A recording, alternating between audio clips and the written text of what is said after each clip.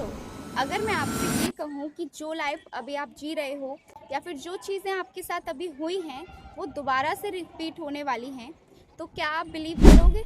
Hi everyone, this is Himanshi Gupta. Welcome to the new video of the 4 AM show.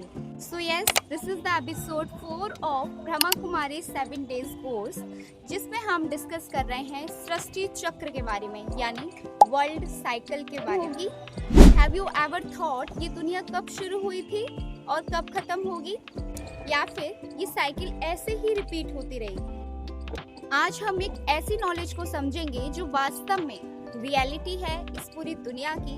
वास्तव में इसको जानने के बाद आप अपने जीवन को एक नई दिशा दे पाओगे, एक नई डायरेक्शन दे पाओगे. क्या आपको पता है, ये दुनिया एक रिपीट होने वाली साइकिल है जिसमें सब कुछ एक फिक्स ऑर्डर में चलता है. इस साइकिल को 4 पार्ट्स में समझा जाता है: सत्ययुग, त्रेता युग, द्वापर युग, कलयुग. और एक ऐसा युग भी होता है जिसके बारे में शास्त्रों में भी गायन है, लेकिन अभी तक उस युग को किसी ने समझा नहीं है.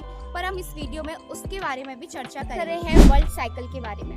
तो ये जानना बहुत जरूरी है, आखिर ये वर्ल्ड साइकिल कितने समय की होती है. ये 5000 वर्ष की पूरी वर्ल्ड साइकिल होती है और हर एक युग 1250 वर्ष में डिवाइड होता है. तो आइए डिस्कस करते हैं इन चारों युगों के बारे में. सबसे पहले आता है सत्ययुग, जहाँ हमारी लाइफ बिल्कुल परफेक्ट होती है. ना कोई स्ट्रेस, ना कोई डिसीज, सिर्फ हैप्पीनेस, पीस एंड प्योरिटी. इंसान ही देवता स्वरूप में होते हैं. जिनकी आज हम पूजा कर रहे हैं, वही मनुष्य ही देवता स्वरूप में होते हैं जो अपने संस्कारों का परिवर्तन करते हैं.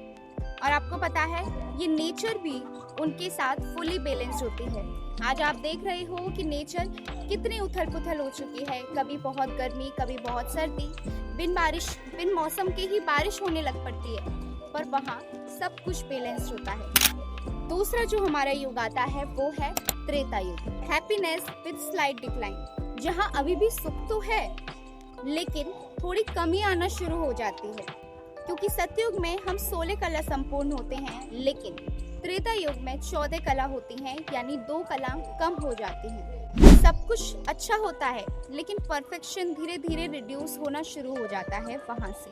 तीसरा जो हमारे युग है वो है द्वापर युग, जिसको हम टर्निंग पॉइंट भी कह सकते हैं इस वर्ल्ड साइकिल का. ये वो फेज है इस वर्ल्ड साइकिल का जहाँ चेंज होना शुरू हो जाता है. इंसान अपनी पहचान भूल जाता है और बॉडी कॉन्शियस में आ जाता है. सत्ययुग में हम सोल कॉन्शियस होकर रहते हैं, त्रेता युग में भी हम सोल कॉन्शियस होकर रहते हैं, लेकिन द्वापर युग से हम बॉडी कॉन्शियस होने लगते हैं, और जिस वजह से हम अपने देवी स्वरूप से मनुष्य के रूप में आ जाते हैं. कंपैरिजन, ईगो, फियर, ये सब कुछ इस युग से शुरू होने लगता है.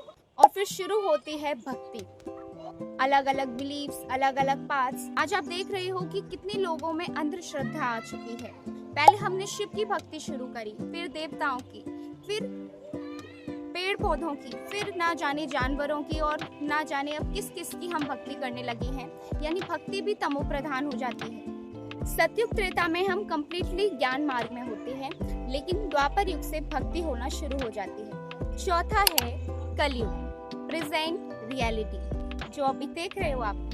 ये वही टाइम है जिसमें हम सभी अभी जी रहे हैं. यहाँ बाहर से तो हमें डेवलपमेंट दिख रहा है, लेकिन अंदर से स्ट्रेस, डिससैटिस्फैक्शन बढ़ता ही जा रहा है.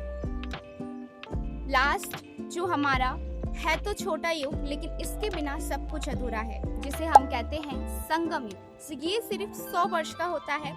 कलयुग के अंत में ये संगम युग होता है, जहाँ पे स्वयं आत्मा और परमात्मा का मिलन होता है. इस युग को कहा जाता है द शिफ्ट, यानी जब हम कलयुग को छोड़ सतयुग की सृष्टि में प्रवेश कर रहे होते हैं, उस बीच के समय को कहते हैं संगम युग, जहाँ पर स्वयं परमात्मा हमें एक ऐसी नई नॉलेज देते हैं इस सृष्टि के बारे में, हमारे खुद के बारे में, अपने बारे में, जिससे हम अपनी लाइफ को इनलाइटमेंट करते हैं और अपने संस्कारों को परिवर्तन करके सतयुग की सृष्टि में जाते हैं. वो मोमेंट है जहाँ पर ट्रांसफॉर्मेशन पॉसिबल होता है, जहाँ इंसान अपनी रियल आइडेंटिटी को समझकर खुद को चेंज कर सकता है. जब हम ये समझते हैं कि हम सिर्फ एक बॉडी नहीं, सोल हैं, एक कॉन्शियस एनर्जी हैं, तब धीरे धीरे हमारी हैबिट्स, थॉट्स चेंज होने लगते हैं। सबसे इम्पोर्टेंट चीज़ जो सृष्टि चक्र हमें बताता है वो है कि लाइफ कोई रैंडम चीज़ नहीं है।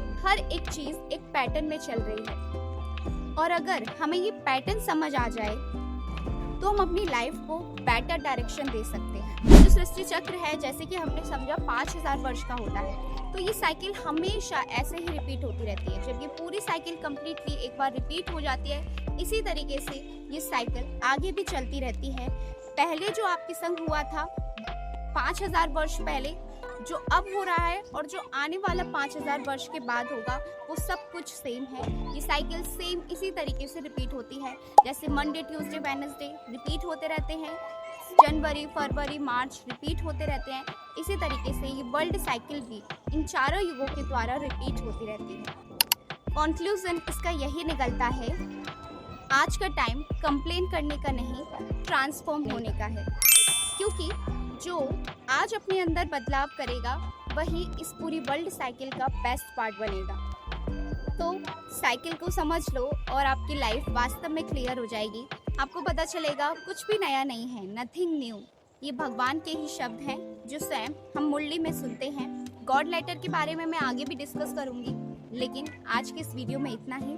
अगर आपको ये नॉलेज मीनिंगफुल लग रही है तो प्लीज़ इसे शेयर ज़रूर करिएगा और हाँ, इस वीडियो को कम्प्लीटली समझने की कोशिश करिएगा, क्योंकि ये नॉलेज सच में रियल है और स्वयं भगवान के द्वारा बताई गई है।